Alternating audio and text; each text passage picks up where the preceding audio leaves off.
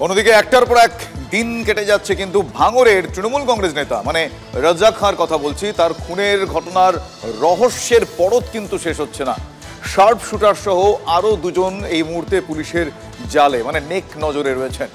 এদিকে রাজ্জাক খুনে প্রতিবাদ মিছিলকে কেন্দ্র করেও বিতর্কিত মন্তব্য করেন এবার তৃণমূল কংগ্রেস নেতা, যা বিরোধীদের হাতে আরো একবার অস্ত্র তুলে দিল। ভাঙড়ের তৃণমূল নেতা রেজ্জাক খান খুনে মাস্টারমাইন্ড হিসেবে গ্রেফতার হয়েছেন এলাকারই তৃণমূল নেতা এবং কয়েকজন তৃণমূল কর্মী, যা বেজায় অস্বস্তিতে ফেলেছে শাসক দলকে। অস্বস্তির কাটাঘায়ে আরও নুনের ছিটে দিলেন দক্ষিণ চব্বিশ পরগনা জেলা পরিষদের কৃষি কর্মাধ্যক্ষ বাহারুল ইসলাম। রেজ্জাক খান খুনের প্রতিবাদে বুধবার ভাঙড়ে প্রতিবাদ মিছিল, আর সেই মিছিলে লোক ভরাতে হুঁশিয়ারি শাসক নেতার। প্রতিবাদ মিছিলে লোক ভরাতে পারলে পুরস্কার, না হলে শাস্তি। বিচ্ছিন্ন কোনো মঞ্চ থেকে নয়, এই হুঁশিয়ারি শওকত মোল্লাকে পাশে বসিয়ে।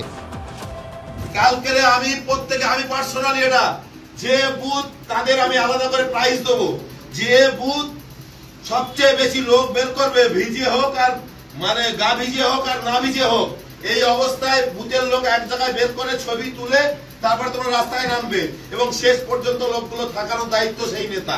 যে বুথ ছবি দেবে না সেই বুথ কিন্তু আগামী যে মাল আসবে সেই মাল থেকে তারা বঞ্চিত হবে।